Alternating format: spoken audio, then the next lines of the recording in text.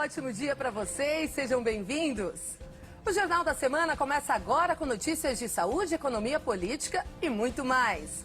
Veja os destaques dessa edição. Levei ele até o hospital, quando foi 5 horas da tarde ele faleceu. Infelizmente, essas ideias legais aí, tem gente que age de má fé.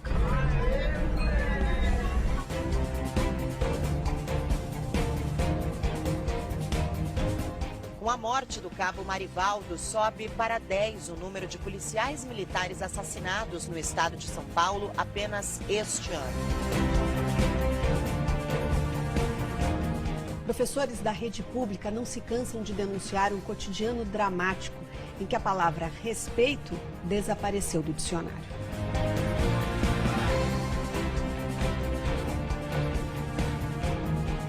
Qualquer ácido é perigoso e alguns são inclusive fáceis de adquirir. Eu fiz assim, né? Até então pegou acho que milímetros do meu olho só. Uns falavam mal, outros falavam bem. Elas mesmas começaram a me defender. A gente começa falando sobre dados da educação no Brasil. A organização Todos pela Educação divulgou os principais desafios que devem ser enfrentados para o país avançar na qualidade de ensino. Em muitas cidades, o valor investido por aluno está bem abaixo do considerado satisfatório. Como explicar a um aluno do ensino básico que se ele estuda na rede pública de Buriti, no Maranhão, ele vale R$ 2.900? Mas se ele for matriculado em Pinto Bandeira, no Rio Grande do Sul, nele serão investidos quase 7 vezes mais. 45% das escolas públicas do país investem menos de R$ 4.300 por ano por aluno, considerado um mínimo aceitável. Problemas de infraestrutura, nós estamos falando de problemas de materiais básicos para o trabalho pedagógico. Sem um patamar mínimo de investimento na educação, né, a gente não consegue prover um básico, né, necessário para que a educação de qualidade aconteça. O relatório da Todos pela Educação também mostra o que sabemos há muito tempo: o pouco valor dado aos mestres. Um professor com nível superior ganha cerca de 70% do salário de um profissional de outra área, com a mesma formação. Um absurdo, na opinião desta professora da rede pública de São Paulo, que teme ser punida se mostrar o rosto. Para que o professor consiga ter um salário minimamente digno, ele às vezes precisa trabalhar em 3 escolas, 2 escolas. Antes de ser professor, eu trabalhava com vendas. Como vendedora, o meu salário era 3 vezes maior do que é hoje. Se o salário não reconhece formação, atualização, dedicação, o retorno em sala de aula também não é grande coisa. Professores da rede pública não se cansam de denunciar um cotidiano dramático em que a palavra respeito desapareceu do dicionário. Este outro professor lembra os inúmeros casos de agressões nas escolas. É possível perceber como o professor é tratado, feito gado em sala de aula, em algumas unidades escolares. Se você sair da sala de aula sem levar uma surra, você já está saindo no lucro, digamos assim. Em muitos indicadores, a educação brasileira avançou, como no acesso ao ensino fundamental. Mas vários outros não deixam dúvidas de que a nota ainda tem muito a subir. A Polícia de São Paulo vai abrir licitação para a compra de armas. Entre os equipamentos estão pistolas semiautomáticas, fuzis de precisão e metralhadoras. A previsão do governo é de gastar mais de 100 milhões de reais na compra do armamento para a Polícia Militar. Os editais serão lançados no Brasil e no exterior. Os bandidos usam os melhores equipamentos do mundo, compram no contrabando e trazem para cá. E você quer que os policiais aqui se defendam como? Com estilingue? Serão 40 mil pistolas .40, 1.300 fuzis de calibres 5,56 e 7,62 e 2 fuzis para atiradores de elite. O anúncio do governo de São Paulo inclui ainda a compra de 10 metralhadoras. A última vez que a PM paulista comprou esse tipo de armamento foi há mais de 60 anos. Por isso, os especialistas em segurança pública alertam que tão importante quanto a compra é o treinamento dos policiais. Nós podemos comprar o melhor armamento que existe no mundo, e essas armas são fabricadas no exterior. Mas um mínimo de 200 tiros você não consegue preparar menos que isso um bom policial para trabalhar com esse equipamento. Essa será a segunda vez que a Polícia de São Paulo abre uma licitação que inclui fabricantes de armas do exterior. A primeira foi porque lotes de pistolas fornecidas pela brasileira Taurus apresentaram um grave defeito. As armas disparavam sozinhas. A promessa é de que o novo armamento seja entregue até o fim do ano que vem. Um cabo da Polícia Militar morreu ao levar um tiro de um ladrão em Ferraz de Vasconcelos, na Grande São Paulo. Pouco tempo depois, na mesma região, 4 suspeitos foram mortos por policiais militares. As imagens são fortes. Eram 2h30 da tarde, quando 2 assaltantes invadem uma casa. Quando os criminosos saem da garagem com o carro da vítima, 2 policiais militares aparecem. Eles nem têm tempo de reagir. O ladrão atira 2 vezes, sai correndo e consegue fugir. Um dos disparos atingiu a cabeça do cabo Marivaldo Camilo Rocha Júnior, de 34 anos. Ele chegou a ser socorrido, mas não resistiu. O outro policial escapou por pouco. Quando meu filho entrou na garagem, eles entraram junto. Quando ele percebeu que era bandido mesmo, que se vocês quiserem levar, pode levar. O carro da família foi localizado meia hora depois. Policiais militares da rota foram até a região procurar os assassinos do cabo e encontraram. Segundo a polícia, houve troca de tiros e 4 suspeitos foram mortos no mesmo bairro, a 4 quilômetros do local onde o PM foi executado. A vítima reconheceu 2 deles. Os outros 2 já eram bandidos, tinham passagem na polícia, estavam armados, receptação e roubo e tráfico de drogas. Os 4.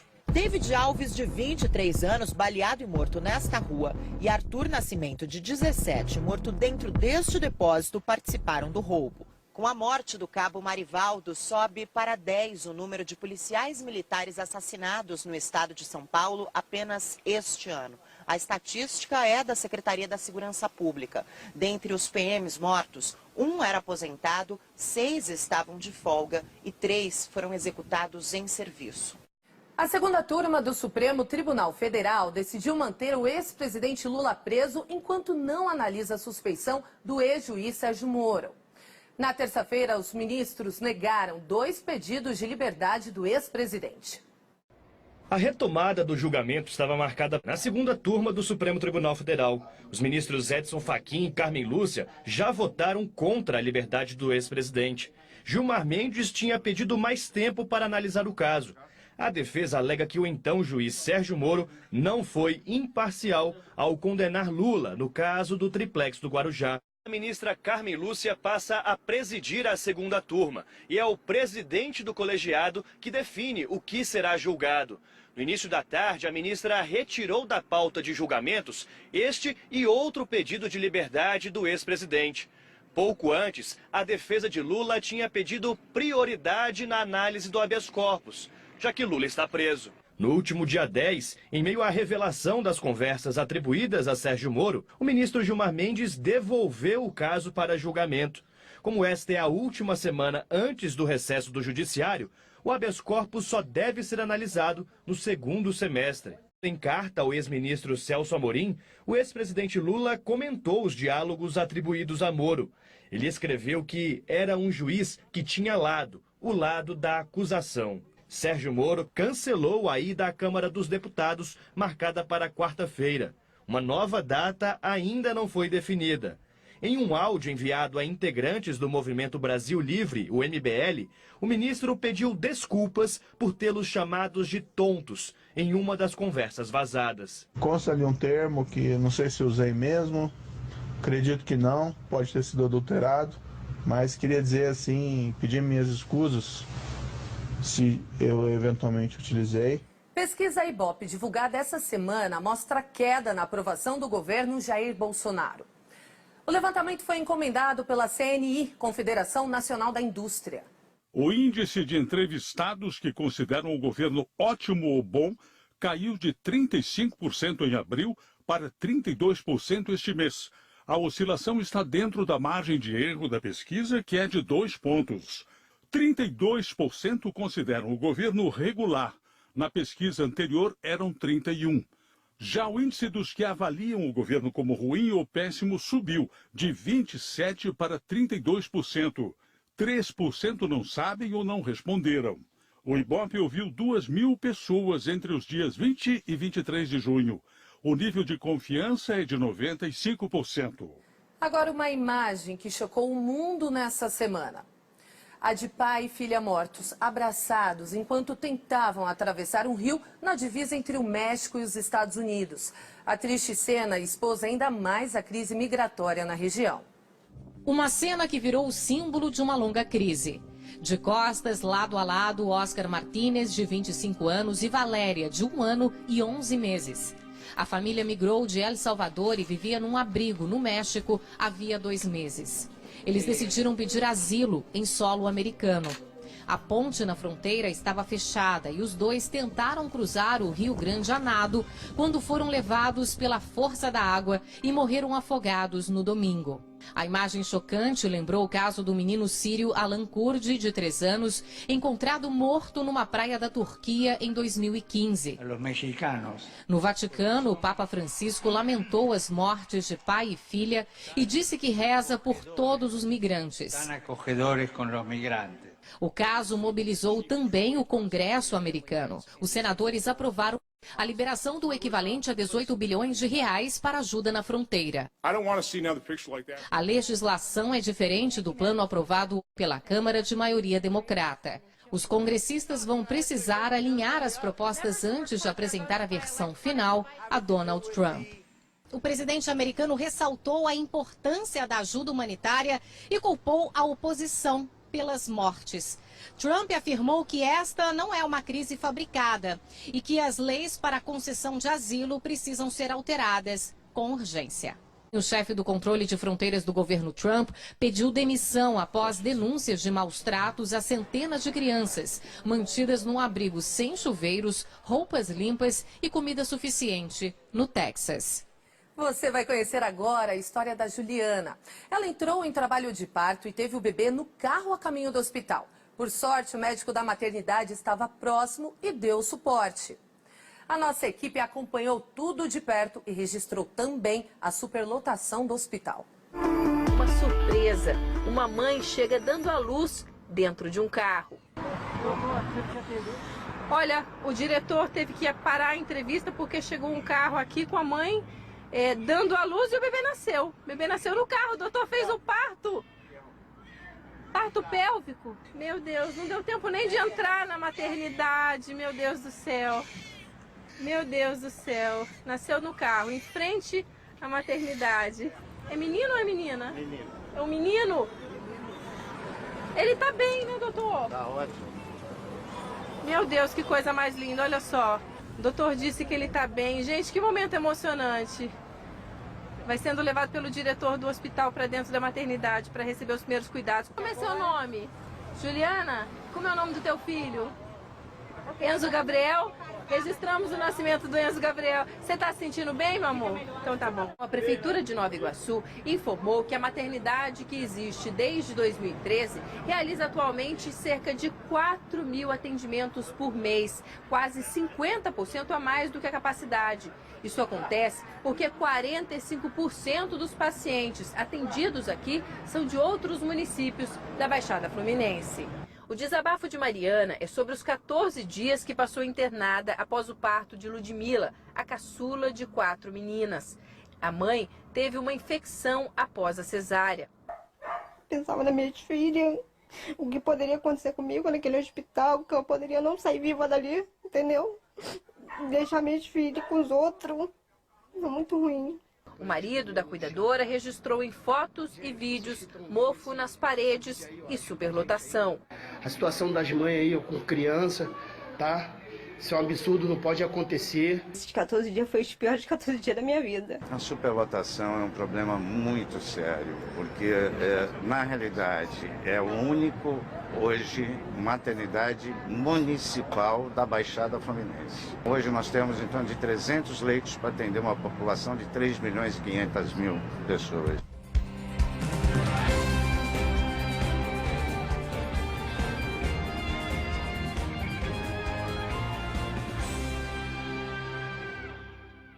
Há cerca de 2 meses, uma menina morreu após cair em uma poça de gasolina na Baixada Fluminense.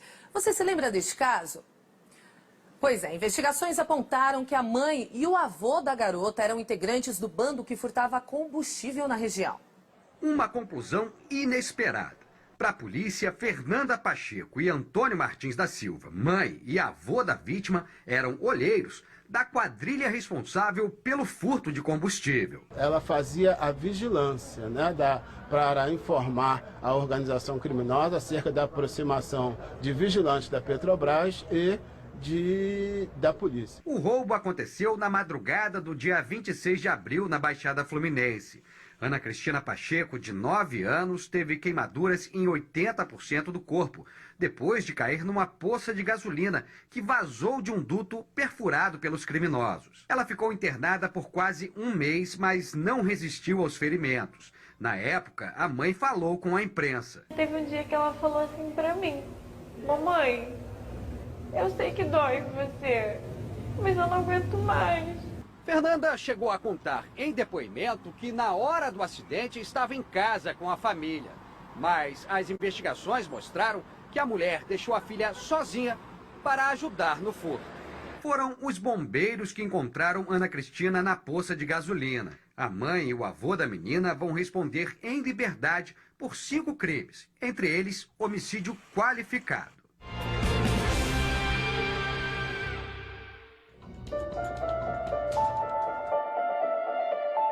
Quando eu cheguei na porta dos fundos da minha casa, eu escutei os disparos só.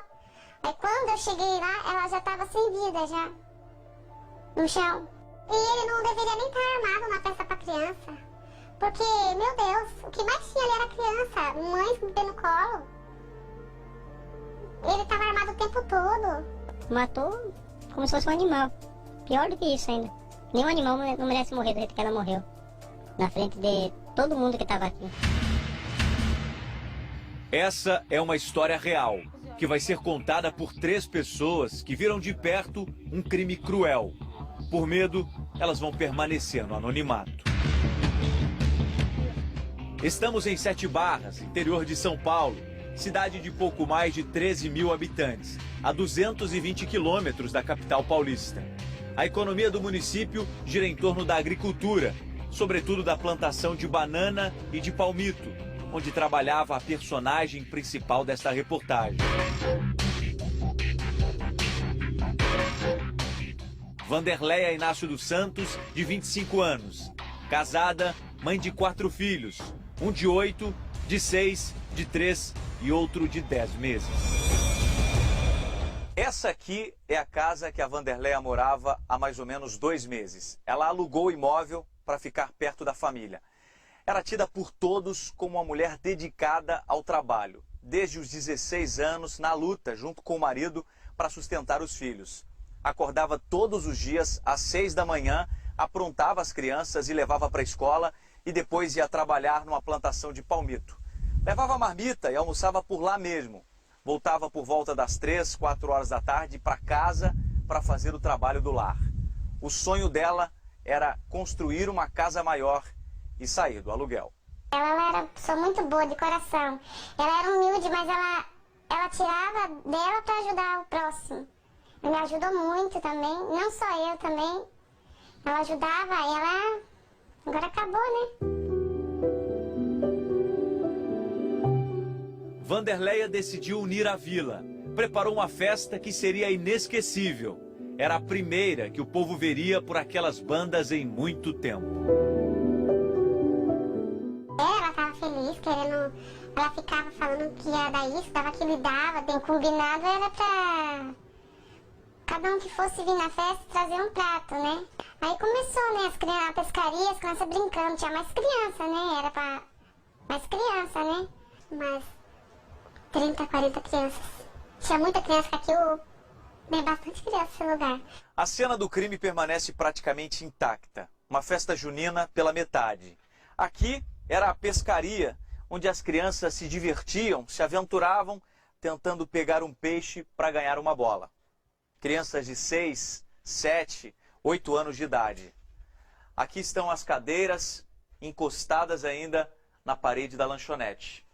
E do lado de cá, a mesa, onde as pessoas vinham para pegar os doces, pipoca, canjica e o bolo. A festa junina da Vila Fagundes tinha acabado de começar. Não fazia nem uma hora que a fogueira estava acesa e as pessoas estavam aqui se divertindo, conversando, quando um crime brutal acabou com a festa. Todo mundo dando risada, brincando, aí chegou a parte que as crianças começaram a pedir já canjica, bolo, aí fomos servir. Na mesma festa estava Nelson de Oliveira Bueno, de 47 anos, o assassino. Ele é encarregado de uma fazenda da região. Começou porque minha irmã ofereceu um pedaço de bolo para a esposa dele e ela falou não, obrigado, né? Nisso, ele já estava olhando para minha irmã com a cara assim de raiva. Não sei o porquê. E foi que ele fez um comentário, né? Não come essa porcaria que eu te falo coisa melhor, que ela se ofendeu. Aí minha irmã disse assim, você tá ofendendo o bolo que nós fez, e nisso gerou uma discussão. Ele já deu de levantar, com a mão na cintura, aí os dois ficou discutindo, nenhum encostou no outro, nada. Nisso ele pediu a conta pra ir embora, mas quando ele chegou bem assim no meio do caminho, ele mirou a arma pra todo mundo que tava ali. Nisso, a minha irmã acho que não viu ele fazendo esse sinal, foi atrás. Aí foi na hora que foi tudo de repente, foi tudo rápido, e 3 tiros. Aí quando eu corri, já ela não estava sem vida. Vanderleia foi executada com um tiro no peito, um tiro na boca e outro na testa. As crianças vinham me pedir socorro, a filhinha dela, o bebê dela chorando, ficou chorando. Os filhos dela estão gritando, mataram minha mãe, e... Fiquei em choque. Tava todo mundo em desespero. Tinha gente correndo, se escondendo. As crianças estavam todas espalhadas. Eu procurei meu filho tinha sumido. E foi um terror. Nelson fugiu logo após o crime. Ficou foragido por 2 dias. Depois se apresentou na delegacia da cidade, acompanhado de um advogado. Prestou depoimento, mas foi liberado em seguida. O delegado que acompanha o caso não quis dar entrevista, mas contou que Nelson fugiu do flagrante e que a prisão só poderia ser feita após a justiça acatar o pedido. Na frente de todo mundo que estava aqui. Aí o delegado ainda fala que tem que fugir do flagrante, né? Ele matou a pessoa no meio de umas 40 pessoas, tudo vendo. Desde então, esta é uma vila que não dorme. Vive com medo, dia e noite. Tá solto por aí, né? Isso me dá medo também dele voltar, porque ele apontou a arma pra várias pessoas ali. Na hora, né? Vai saber se ele não vai voltar, né? Eu tenho filho pra cuidar, tenho 2 filhos, também tenho um bebê, a menina. Eu vejo o carro, já saio correndo, já não consigo. Pra sair na rua eu não consigo, eu tenho medo. Vir armado pra uma festa destruiu a vida de todo mundo, destruiu. Ninguém consegue viver mais. Ninguém dorme, todo mundo com medo, tem gente querendo ir embora daqui, que mora aqui há anos, nunca teve isso. Os 4 filhos de Vanderleia estão sendo cuidados pela avó, ainda traumatizados com a brutalidade da morte da mãe. Tirou a vida dela e acabou com a vida nossa também, porque a minha sobrinha, toda noite ela chora, ela quer a mãe. O meu sobrinho tem 10 meses, ele mamava no peito, agora tá na mamadeira, tá comendo. E é difícil, ele sente falta dela. Um motivo fútil, um crime difícil de acreditar. Numa festa que não chegou a acontecer. Uma vida que acabou aos 25 anos de idade. Ela cansava de falar pra mim que o sonho dela falava, um dia eu chego lá. Um dia eu vou ter minha casa, minhas coisas. Um canto pra mim e pros meus filhos. Agora acabou o sonho dela.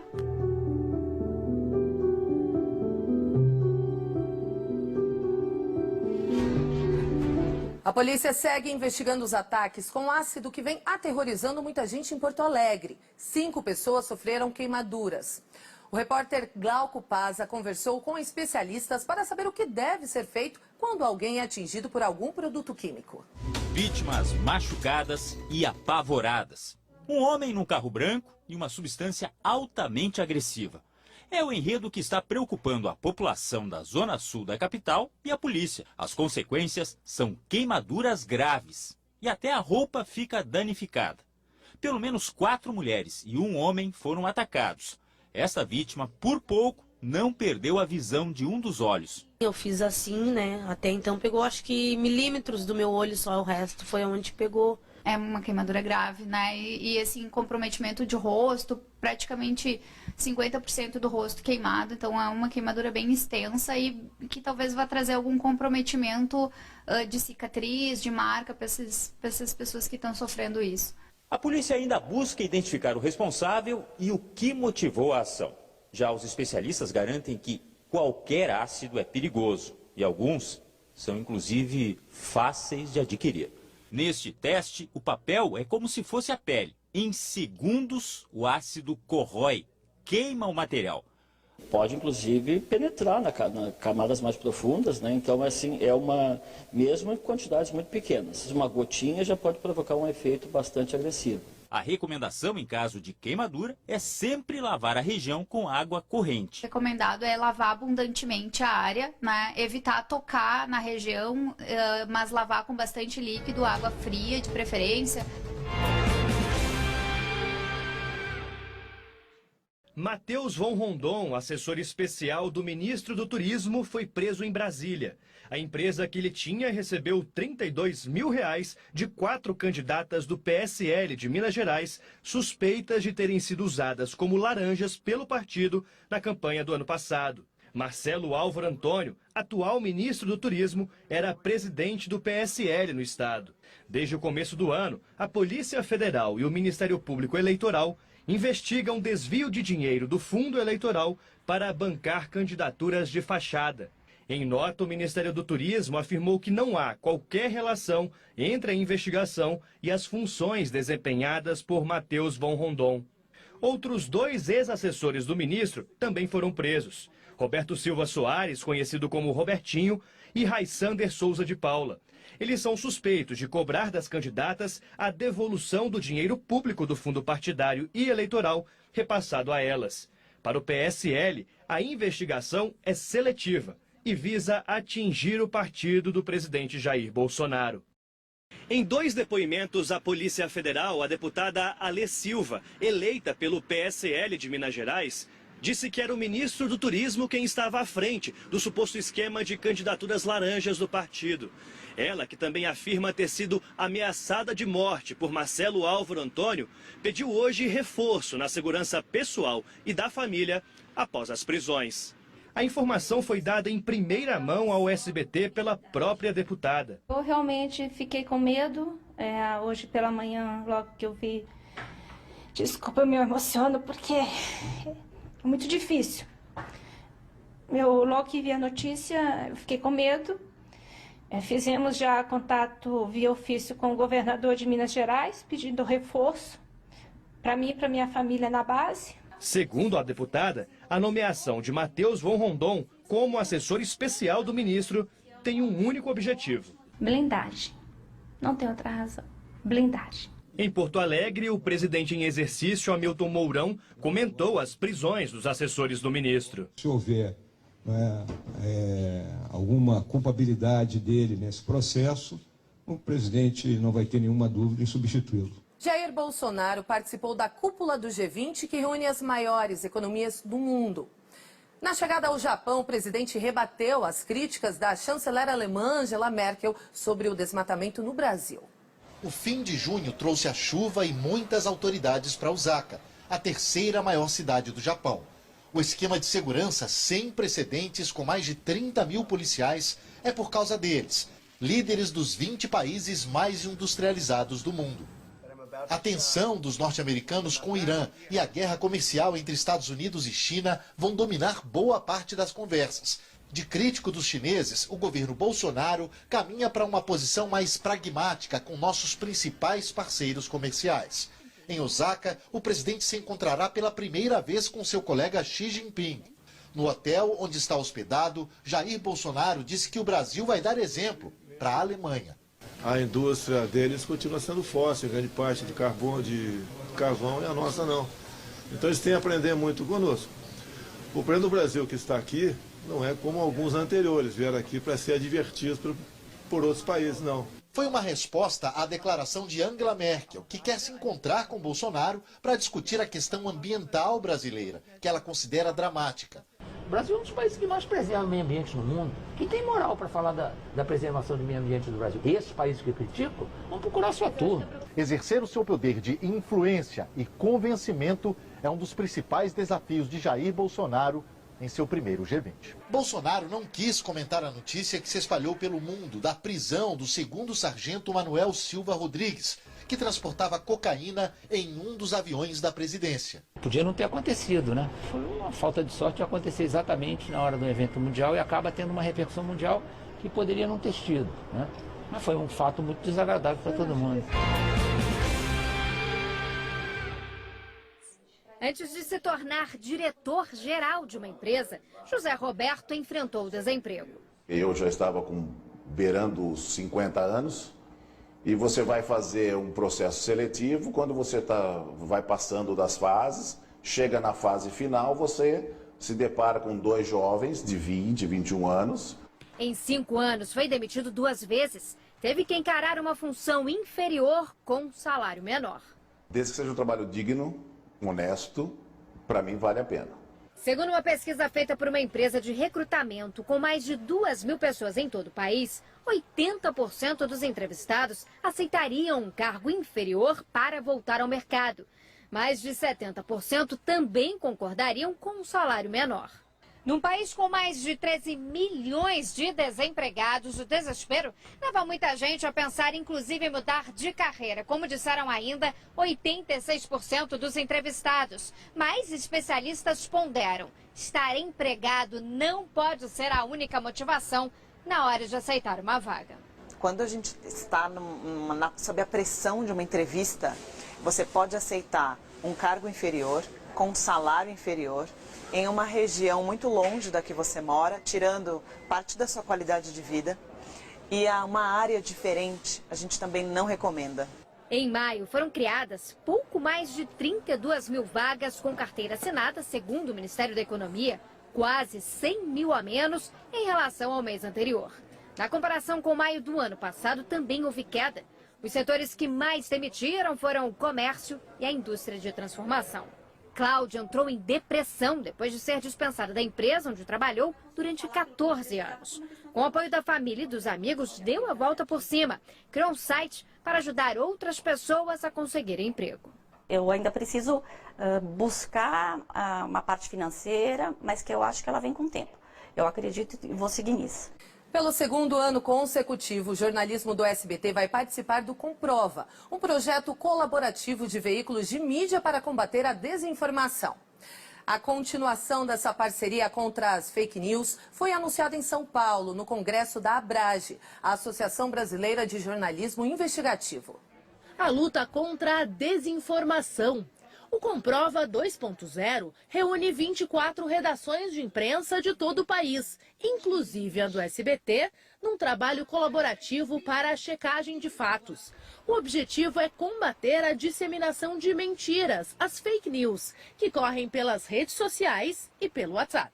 Temas, por exemplo, como a questão da vacina, temas relativos à educação, meio ambiente, onde a gente está vendo também crescer a desinformação. O Comprova já esteve no ar durante 12 semanas em 2018. A pesquisadora inglesa Claire Wardle, da iniciativa First Draft, ajudou a implementar o Comprova no Brasil.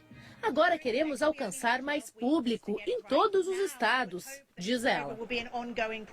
Os resultados superam as expectativas. Uma pesquisa mostrou que de cada 4 brasileiros com acesso à internet, 1 já ouviu falar no Comprova. E dentro deste grupo, 40% dos entrevistados afirmaram que usaram os esclarecimentos feitos pelo projeto para ajudar a decidir o voto nas últimas eleições. A gente desmentiu muita coisa.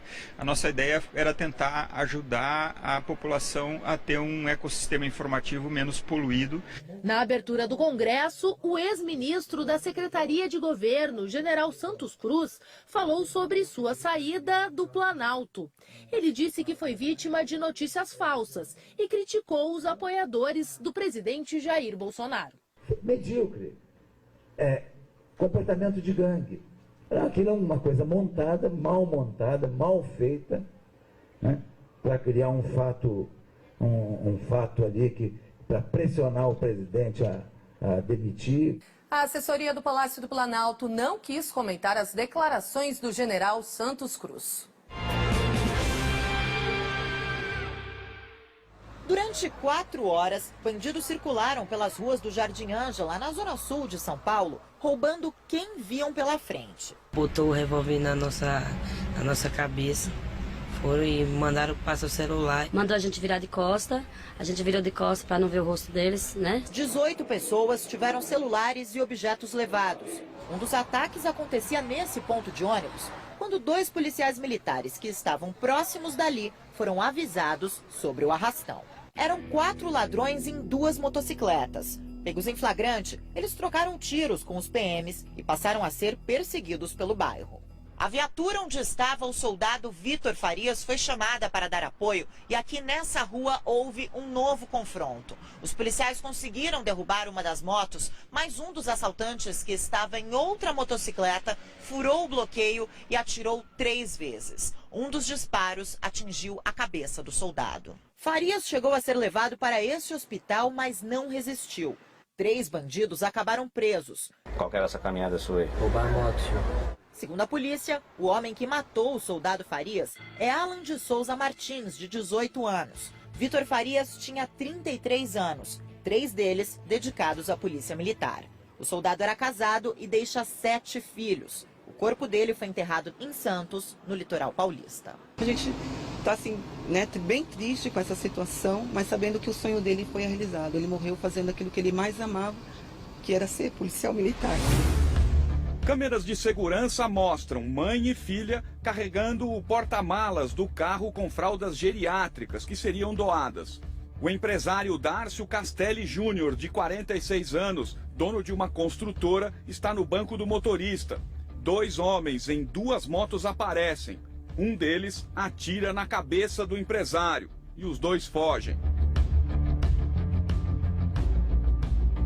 Só vi pá!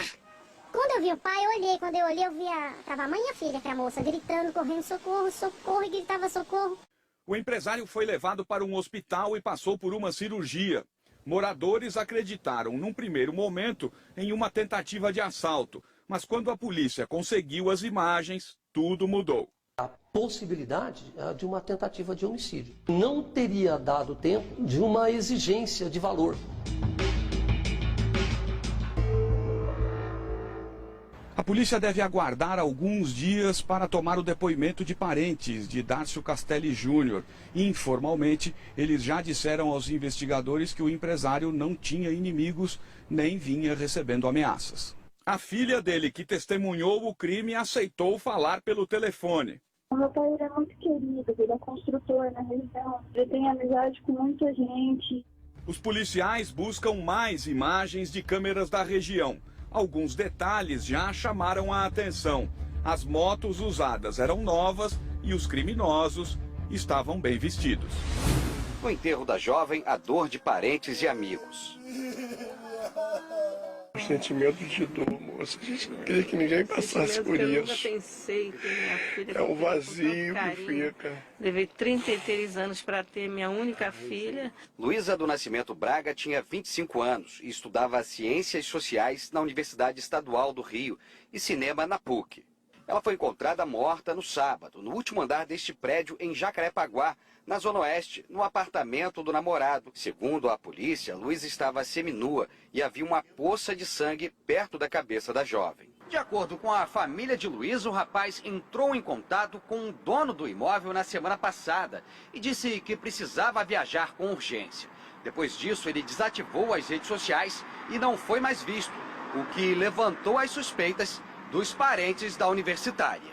Mas ele falou que o Bruno ligou entre terça ou quarta-feira, falando que ele tinha que fazer uma viagem de imediato, que ele estava com dinheiro do aluguel, mas ele não podia pagar no momento. A gente não tem a menor dúvidas, porque ele teve o último contato com ela, vivia com ela. O namorado de Luísa está sendo procurado pela Divisão de Homicídios para prestar depoimento. Os agentes estão ouvindo testemunhas e buscam imagens de câmeras de segurança para esclarecer o caso. A gente só espera a justiça das autoridades para que não venha acontecer com outras famílias. Eu só quero que ele pague pelo que ele fez, porque tudo indica que foi ele que fez isso. O transporte alternativo, como bicicletas e patinetes compartilhados, vieram para facilitar o deslocamento da população. O problema é que eles também viraram alvos da criminalidade. Pode parecer estranho, de repente, encontrar uma bicicleta assim, no meio do nada. Andar mais um pouco e lá está outra. Essa é a ideia. Bicicletas e patinetes espalhados pela cidade. Você aluga pelo aplicativo e depois de usar, deixa em outro ponto. Mas o que era para ser compartilhado virou alvo dos ladrões. Este rapaz de boné tenta quebrar a trava de segurança de um patinete. Não consegue. Pega uma faca. Sem se incomodar com a presença de várias testemunhas, vai cortando. Em poucos segundos, ainda comemora. Nesse outro vídeo, um homem com 33 passagens pela polícia foi flagrado em uma bicicleta que também estava com a trava violada. Muitas sendo furtadas, muitos patinetes sendo quebrados, danificados. A maioria por moradores de rua que pensam ali que pode furtar aquele equipamento e trocar por droga. Quem está mal intencionado e quer levar um desses para casa, é melhor pensar duas vezes. Cada equipamento é rastreado por GPS. Assim que alguém tenta burlar a segurança, a empresa fica sabendo e aciona a polícia. Em um dos casos, o ladrão não conseguiu quebrar a trava, levou a bicicleta dentro do ônibus e foi pego. Vai se dar mal, porque o GPS ele não vai parar de funcionar. Ele está dentro do patinete, ele é super preciso e a gente consegue achar ele, mesmo em uma localidade super distante. Para não perder a vaga do carro, espaço disputado por aqui, quando o Felipe precisa resolver alguma coisa perto do trabalho, pega uma bicicleta. Infelizmente, essas ideias legais aí, tem gente que age de má fé para atrapalhar a vida de quem está querendo fazer o bem. Dados do Ministério da Saúde mostram que o número de vítimas de escorpiões na região sudeste cresceu 82%. Só no estado de São Paulo foram registrados quase 11 mil casos nos primeiros meses do ano. Parecia um pesadelo. Eram 3 horas da manhã quando Angelita acordou assustada. Eu senti alguma coisa andar em cima do meu braço. Aí, nisso que eu senti, eu dei um tapa bem forte e aí eu já senti a dor. Tá aí a causa da dor. E esse não foi o único escorpião que ela e o marido encontraram. Meu esposo encontrou um grande dentro da cozinha também. Aí ele matou. Eu saindo para trabalhar, encontrei um de frente à porta ali do elevador. Dados do Ministério da Saúde apontam que entre 2015 e 2018, a quantidade de acidentes com escorpiões saltou de 86 mil para mais de 145 mil. A região sudeste é a que concentra o maior número de registros, quase 70 mil. No estado de São Paulo, o número de casos dobrou. De janeiro a maio deste ano, a Secretaria da Saúde registrou quase 11 mil casos.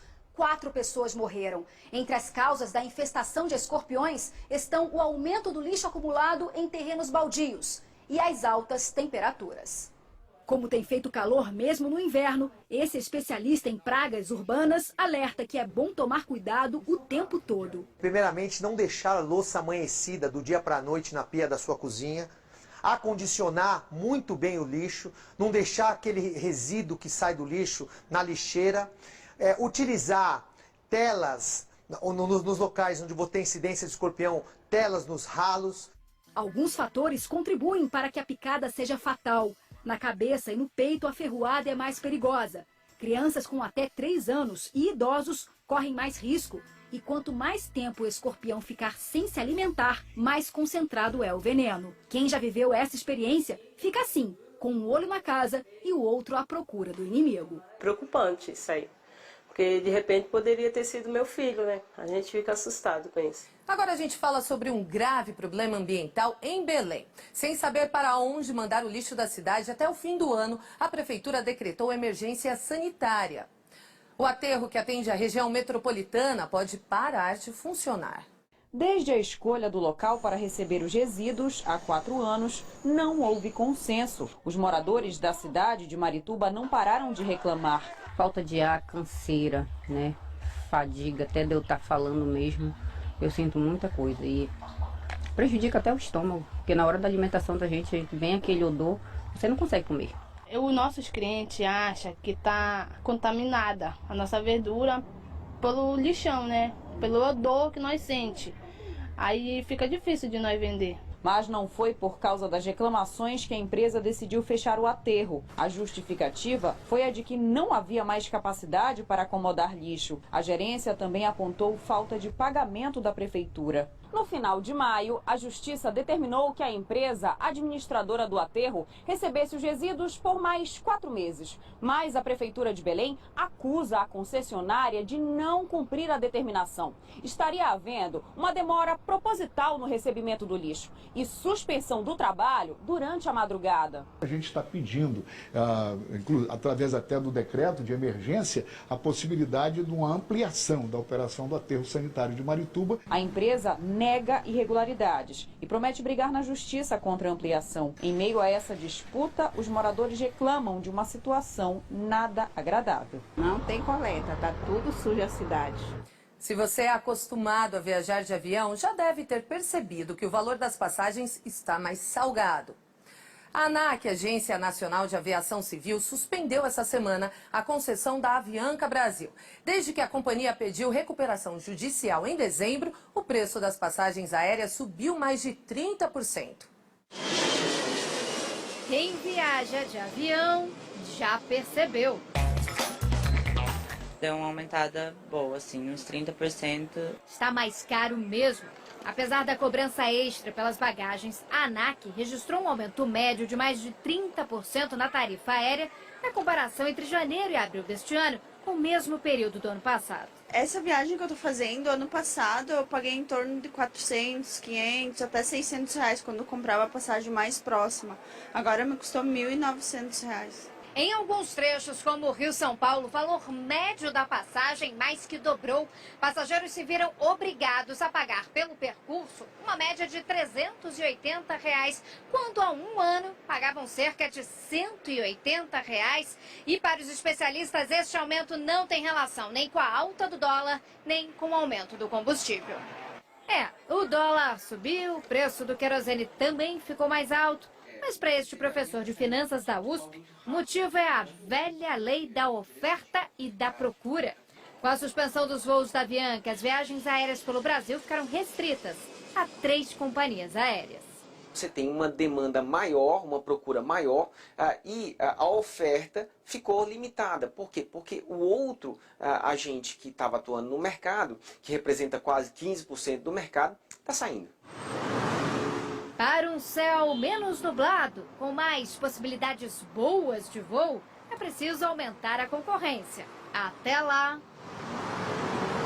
Tem que escolher um lugar e ir, depois acalmar um pouquinho e ir de novo, senão o bolso não aguenta.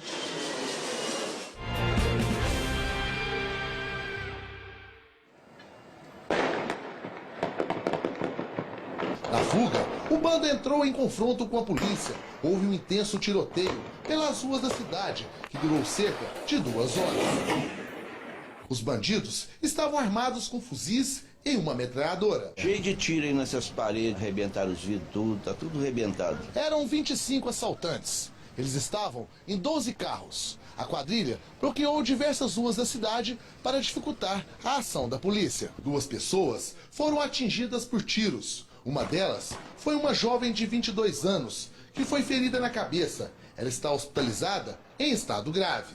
O bando fez um homem refém, que foi usado como escudo humano. Depois foi liberado. As forças de segurança montaram barricadas na BR-262, que liga Uberaba à cidade de Araxá. 10 bandidos foram presos. Os demais integrantes da quadrilha escaparam. No caminho, chegaram a fazer uma família refém, mas as pessoas logo foram liberadas.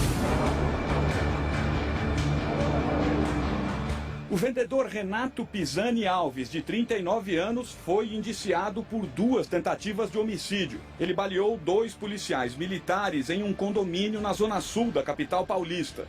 A confusão começou por causa de um negócio desfeito. Renato comprou um carro de um homem que mora na região, mas depois de alguns dias começou a reclamar de problemas com o veículo e pediu o dinheiro de volta. Após muita insistência, o empresário que havia vendido o carro resolveu buscar o veículo e desfazer o negócio. Mas quando chegou, percebeu que o carro estava batido. Foi quando começou a discussão. A esposa do empresário ligou para a polícia. Irritado, Renato resolveu entrar no prédio. No caminho, ele cruzou com um pai, que pediu para que o filho se acalmasse. Mas Renato não deu ouvidos e da sacada do apartamento fez vários disparos. O empresário, que prefere não se identificar, acredita que ele era o alvo dos tiros. Ele começou a dar os tiros lá de cima para a minha direção e acabou pegando os 2 policiais. Essa noite eu não durmo em casa. Eu não sei o que o cara é capaz. Os disparos atingiram os PMs Bruno da Costa no braço esquerdo e Marcos Vinícius de Oliveira no ombro direito. A polícia cercou o prédio, mas Renato conseguiu fugir. Os meus netos avisaram que tinham ouvido tiro. Logo em seguida, tocou a campainha, era a polícia dizendo que iam para a gente sair do apartamento, que eles iam fazer uma revista, porque iam procurar quem tinha atirado. Renato Pisani Alves tem passagens pela polícia. Em 2013, ele foi preso em uma rodovia com uma porção de cocaína, uma munição de fuzil e uma pistola calibre 380. A arma era dele, tinha registro, mas o vendedor não tinha autorização para andar com ela nas ruas.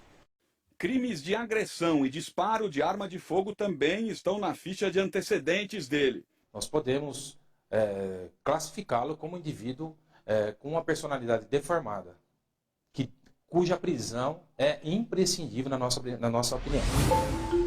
Na memória, lembranças de uma época difícil. Usava maconha, usava cocaína, bebia, lança perfume. Foram 14 anos usando drogas, mas a situação ficou ainda pior quando o crack entrou na história. Ele tirou bastante minha felicidade, espontaneidade, expectativa de vida. Eu vivia para usar e usava para viver. É a triste realidade de muita gente. Um relatório da Organização das Nações Unidas aponta que mais de 270 milhões de pessoas usaram drogas em 2017, o que corresponde a mais de 5% da população entre 15 e 64 anos de idade. O número de usuários cresceu 30% em 8 anos.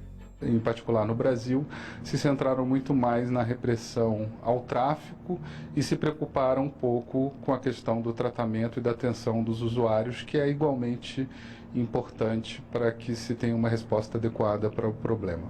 O relatório traz outro dado que também preocupa. Hoje, 35 milhões de pessoas no mundo sofrem de transtornos causados pelo consumo de drogas. Mas apenas 1 em cada 7 usuários recebe tratamento em clínicas e em moradias assistidas, como essa aqui. O fundador, com muita luta, conseguiu vencer o vício. Não digo que todos serão dependentes químicos, mas pode acontecer. Você quer testar? É uma roleta russa.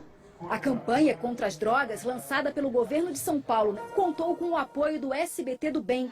O público-alvo, crianças e adolescentes. Às vezes a pessoa quer sair dessa e você pode ser a pessoa que dá um conselho. Mostrar para eles aqui, numa campanha como essa, que eles têm que fazer as escolhas certas. Mostrar para eles que nós acreditamos nos jovens, que nós precisamos dos nossos jovens. Marli perdeu a irmã para as drogas. A droga rouba a esperança da família e a droga rouba o futuro das pessoas. Uma prova de que esse pode ser um caminho sem volta. Um dado alarmante. O estado de São Paulo registrou de janeiro a maio deste ano uma média de 34 estupros por dia. Para tentar esclarecer esses casos, o Instituto de Criminalística está investindo em um banco de DNA para identificar presos envolvidos em crimes sexuais. Às vezes, quando eu quero, matar um pouquinho, pelo menos, da saudade, né? Das coisas que a gente viveu, eu começo a olhar as fotos, os vídeos dela. Eu só quero o leve da vida pra te levar. Letícia Tanzi, de 13 anos, foi morta a facadas ano passado. Horácio Nazareno Lucas, pai da menina, quis se vingar depois que Letícia o denunciou. Ele estuprava a filha havia 1 ano. Fico imaginando tudo que ela sofreu calada, sem contar, com medo, porque ele ameaçava ela. Se ela contasse, ele falou que ele ia me matar, que ele ia matar o irmão dela. Os abusos aconteciam enquanto Tamires saía para trabalhar. Ele é um psicopata, que ele fingia muito bem uma coisa que ele não era. A história de Letícia é o retrato da maior parte dos estupros no Brasil. Segundo o Ministério da Saúde, 70% das vítimas são crianças e adolescentes de até 17 anos. E a maioria dos abusos sexuais acontece dentro de casa. São Paulo registra, em média, 34 estupros por dia. E os casos que chegam ao conhecimento da polícia só aumentam. Nos 5 primeiros meses deste ano, mais de 5.000 estupros foram registrados. Comparando o último mês de maio ao do ano passado, houve um crescimento de 4%. 9.600 agressores sexuais estão no sistema prisional de São Paulo. Até o fim do ano, a polícia quer coletar amostras de DNA de todos eles. A investigação policial tem que ser calcada na ciência, na imparcialidade, voltada para a verdade. Essa é uma ferramenta que pode acusar, que pode gerar uma condenação, mas também pode e tem gerado várias absolvições. Hoje, a Polícia Paulista possui o maior banco de dados genéticos do país. Graças ao cruzamento de DNA, foi possível descobrir, por exemplo, que o estuprador em série Vicente Alberto Vitorino havia feito 20 vítimas na zona sul de São Paulo. No início das investigações, a participação dele era confirmada em 5 casos. O assassino de Letícia ainda está foragido. Horácio já havia sido preso antes por outro estupro. Uma mulher foi vítima de comentários discriminatórios após postar uma foto nas redes sociais. Ela foi humilhada e ofendida por pessoas que falaram mal da aparência e do cabelo dela. Só que depois da repercussão do caso, ela acabou tendo uma ajudinha de pessoas que se comoveram com a história.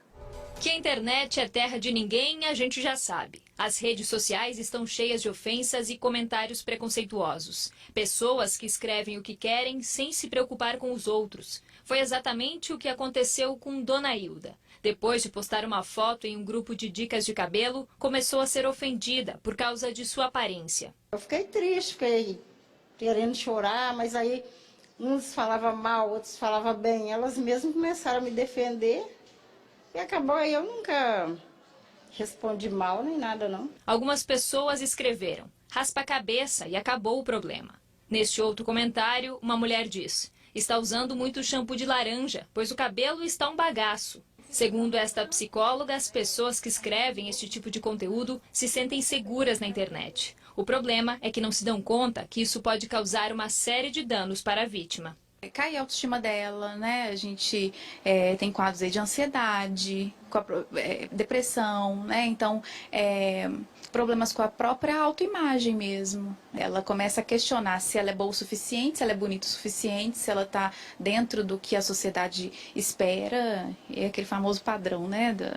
Da sociedade e tal. Com essa interação nas redes sociais cada vez maior, cresce também o número de crimes cometidos. Segundo a Conferência das Nações Unidas sobre Comércio e Desenvolvimento, o número de denúncias por ano subiu cerca de 50%. Além desse dano moral, isso é na esfera civil, né? Aquela justiça em que uma pessoa litiga, briga com a outra, existe a esfera penal, que é do crime. Então, o caso dela também configura um crime, que é o crime de injúria. Injúria são os adjetivos pejorativos, os xingamentos que a pessoa sofre e que causam a ela, né, uma sensação ruim, um mal-estar, um desconforto. A pessoa tem que ir à delegacia de polícia e dar início àquela ação penal, né, através, então, de uma queixa de ocorrência daquele crime.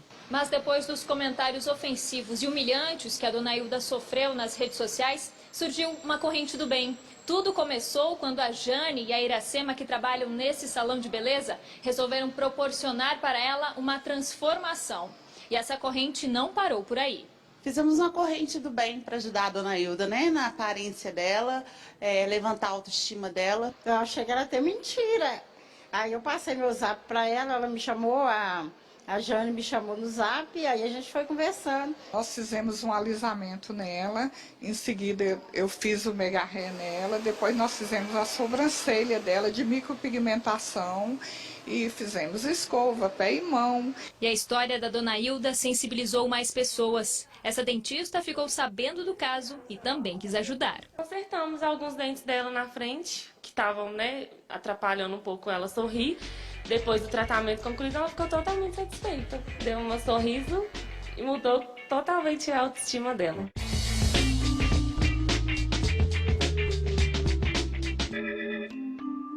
Um casal foi indiciado e preso por manter a cuidadora de uma idosa em cárcere privado por mais de 20 anos em Vinhedo, no interior de São Paulo. Eles negam as acusações.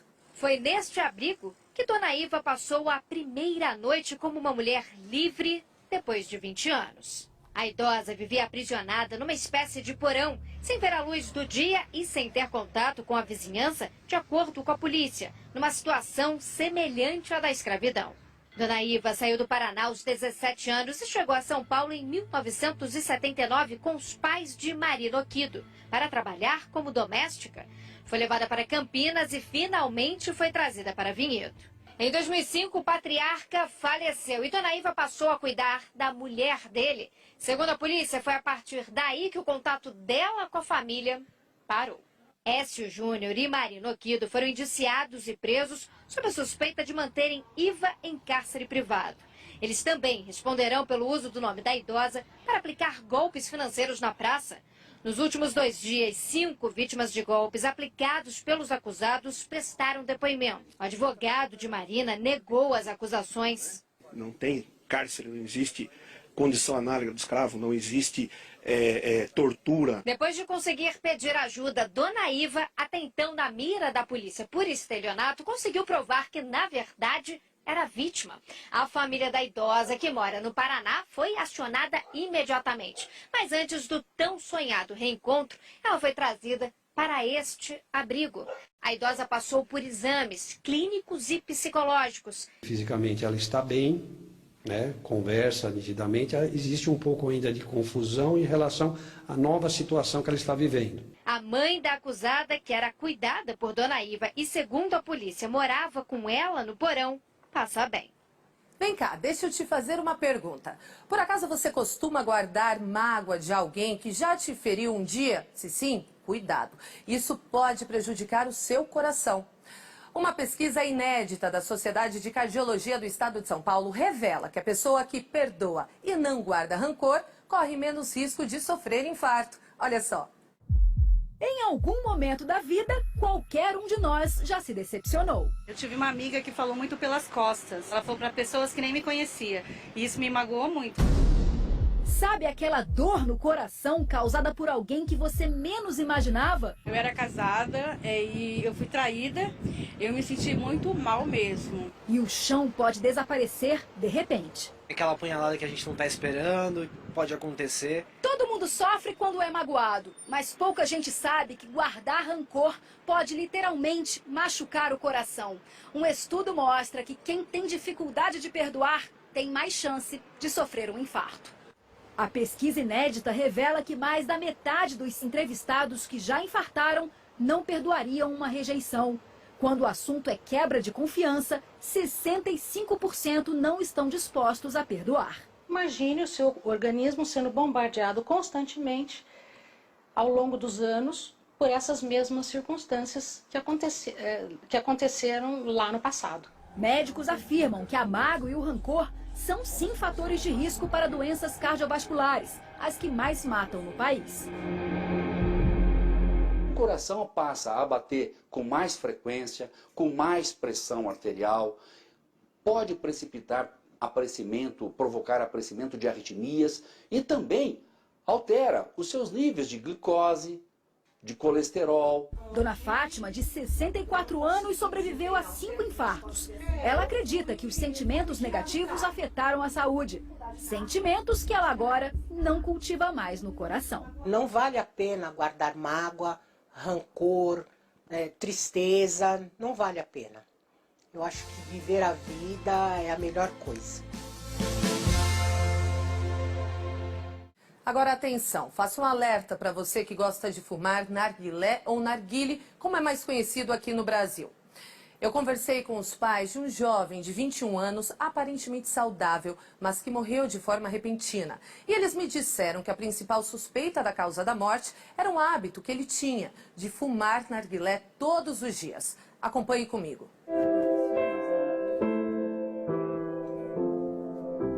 Em uma caixinha, Adrilene guarda várias lembranças do filho.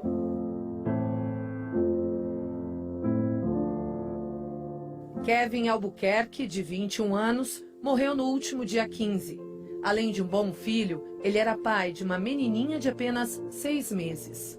A vidinha dele era cuidar da filhinha, trabalhar e participar da equipe dele. É aquele cara que você nunca via ele triste.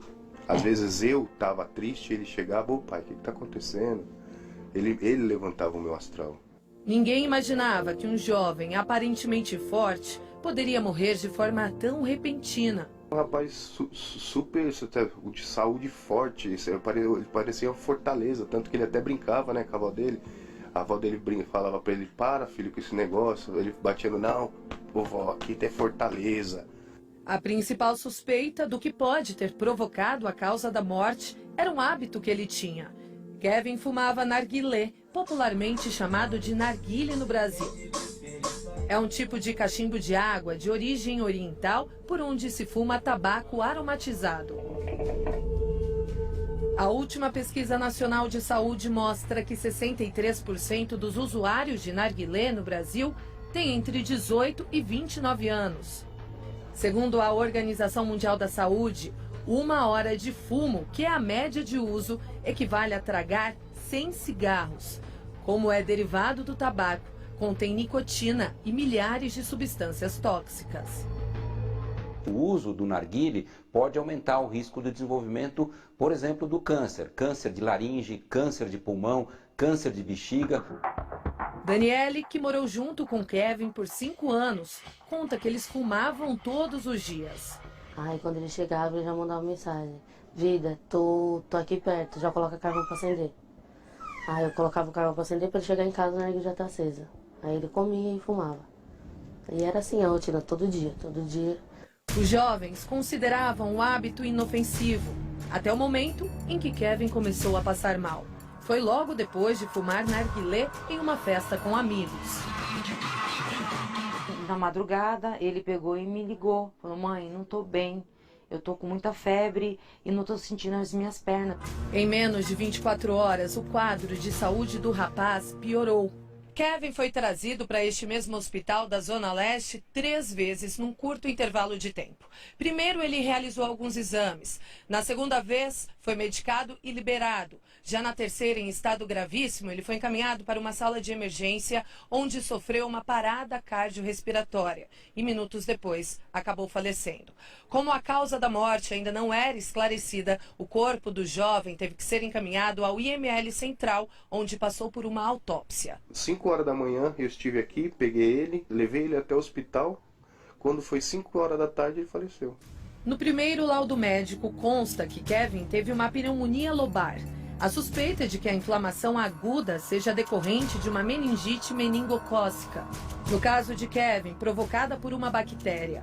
É uma doença grave que pode também ser transmitida através da saliva. O uso do narguile, né, ele pressupõe o compartilhamento desse bocal, desse instrumento por várias pessoas. Então, eventualmente, um indivíduo que tem a bactéria na sua garganta utiliza o narguile e o indivíduo seguinte, ao utilizar esse bocal, ele acaba sendo contaminado por essa bactéria. Outras doenças infecciosas, como gripe, tuberculose e hepatite C, também podem ser transmitidas com o uso compartilhado do narguilé. Muito fácil um adolescente, uma pessoa, uma criança de menor, ir numa tabacaria qualquer e comprar esse tipo de coisa, porque não tem uma fiscalização. E esses jovens, eles fazem o que dá na telha. Então, o que aconteceu com meu filho pode acontecer com muita gente. Numa rede social, uma tia de Kevin publicou um texto contando o que havia acontecido com o sobrinho, a fim de alertar outros jovens. A publicação teve milhares de compartilhamentos. E depois de tudo isso, Daniele decidiu parar com o hábito. Eu parei porque eu falei, gente, não dá. pra mim conviver com o assassino da pessoa que eu amava, né? Amo ainda, mas é difícil. Eu tentei de tudo que eu pude pro meu filho não usar essa porcaria de narguilé, mas eu não consegui. E meu filho pagou com a própria vida. E aquela fumacinha que você solta não vale a sua vida. Não vale. A morte do cantor Michael Jackson completou 10 anos na última terça-feira. Fãs de todo mundo se lembraram do ídolo. Mas o dia de homenagens também foi ofuscado por denúncias de pedofilia contra o rei do pop. O dia foi de encontro na estrela de Michael Jackson na calçada da fama, em Hollywood. Cresci ouvindo ele e jamais vou esquecê-lo, me conta essa fã. Coralie veio da França para trazer flores e dançar como aprendeu assistindo incontáveis vezes aos passos de Michael Jackson. Que teve a vida abreviada aos 50 anos, vítima de uma overdose de calmantes receitados pelo médico Conrad Murray, que foi condenado por homicídio culposo sem intenção de matar e cumpriu metade da sentença de 4 anos de prisão. Apesar de ainda arrastar fãs ao redor do mundo, o rei do pop não é unanimidade. Denúncias de pedofilia amenizaram inclusive as homenagens dos 10 anos da morte do ídolo, que já foi considerado o artista mais completo de sua era. No documentário Deixando Neverland, do canal HBO, 2 homens declararam que Michael Jackson abusou deles quando eram ainda crianças. Após as denúncias, várias emissoras de rádio apagaram o cantor da programação. Documentários e filmes foram cancelados. Apesar do boicote, Michael Jackson continua sendo a celebridade que mais lucrou após a morte. Só no ano passado, os herdeiros receberam o equivalente a mais de R$1,5 bilhão de reais com as músicas do cantor. Valores arrecadados graças a pessoas como Antônio, que ganha a vida dançando como ídolo e que diz que o legado do rei do pop está aí. E isso vai ser muito difícil de apagar.